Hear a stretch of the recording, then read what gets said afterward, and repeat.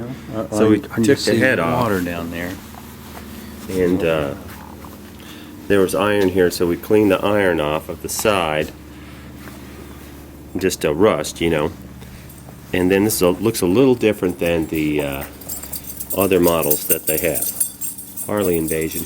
Hi, Harley. So this is a little different also from other models you see on the net. They have. This went on here like this. That went on like that. Then, whoops. Here, back up so you can see the whole thing. Then this went on here like this. And this went on here like that. And then you had the thing on the side. And we got the thing on the side. It goes. You guys are so lucky you get to work on these. But I have not figured out. You need some oranges here? Orange is old. Yeah. That went there. And this comes off here. Now, we're at a stopping point though. This part, this is where I think they refill it on the side, because you look in the other U-tubes and they're refilling it around this pipe here. But I think they bypass the potential to pour the resin in here, which you're not supposed to do, by doing it all on the side, because this just leads into the tank. And this was on there, and we used this, you know, highly specialized tool to open it up. And it just has this sort of, you don't twist it all around, it's just sort of in and a quarter turn, and you're done. You can see it kind of fit in there. Used a tool, a 4-point tool here, and you can see how it's bent that way, which would be this torquing. And that's how I just realized it was just a spin. Oh, okay. Okay, so that'll come out. Okay, we get that out. That middle tube will come up. It's just buried into the zeolite. Like searching for buried treasure. Yeah, you can see the zeolite on there. Yeah. Well, it's down right about here. Like a bag that will let water come through and catch the resin. Ooh, Well, I think you're just going to have to let that is gravity a dump lot. it out. Look at that. Ooh. And then They use a water hose. We used the bike ramp to give us some gravity feedback. So here you see, we got this off.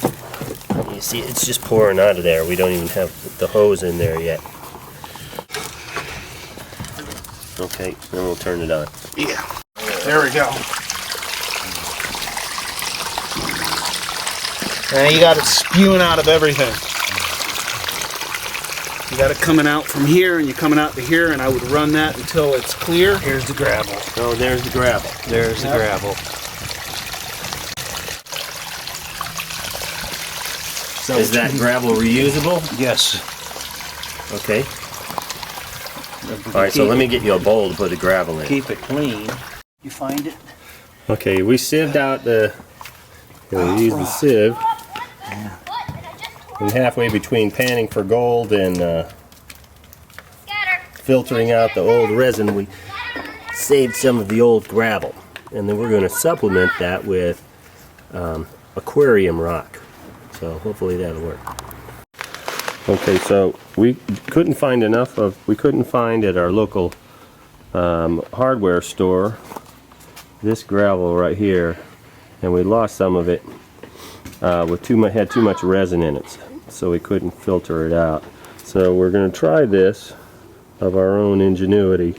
Don't know if it's a wise idea or not. It's aquarium gravel. It's really thick. It's coarse, so you have to rinse it. It's good for the fish. We'll try it on the kids. So this is the end of the filter. You see that tube that goes down in there. So we've taken that out. Okay, we had a little bit of rust down there, apparently from leakage going to the outside. We hit it with some navel jelly and gave it a good scrubbing, so it's all the rust is gone. Now we're going to put the tube back in and then put in the gravel. Where our paper towels go? They were in this box. We're going to put in the gravel.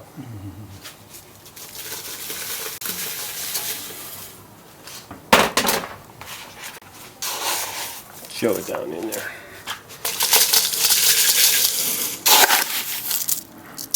This is still wet, which is not ideal, given that there's not a lot of room to get by the tube down there. Seems to be doing well anyway. Till now.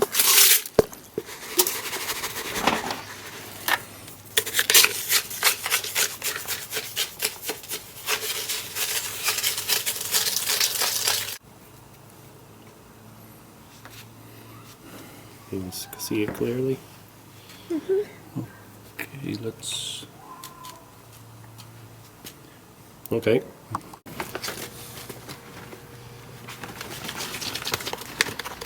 Okay, you see we have our duct tape. And the resin looks wet, but it's not. Ready? Okay, here we come. Got some coming in here. And the technique that seems to work well is to put the spoon around the side and then come back and rake it off the side over and over again. Up and down. Sorry. Okay, coming at you. Okay, so that's about 9 inches across, and we had to screw this back in, this screen here. And if you look through here, you can kind of see down in there. We're about, how far up would you say I'd we say are? about a foot from the top. We're about a foot from the top. Yeah. So that was 1 cubic foot of the Pro Light, Z Light, whatever you want to call it. And I think that's a 42-inch tank. So we popped the cap on and it just slipped off.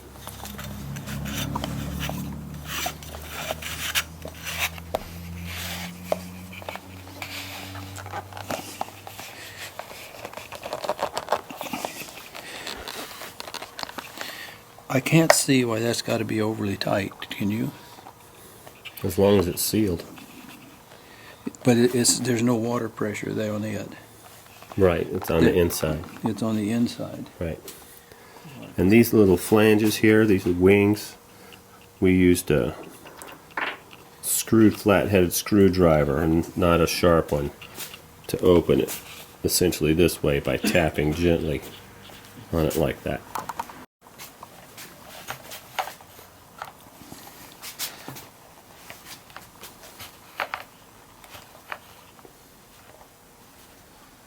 That's about as tight as I can get her, Tim.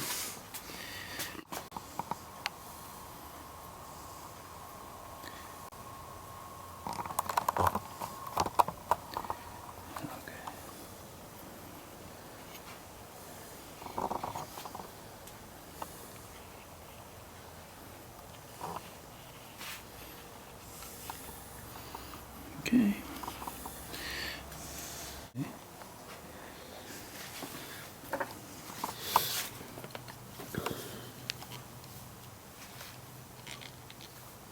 Yeah, that was it, and it just pointed at it. Now, yeah, but I don't understand.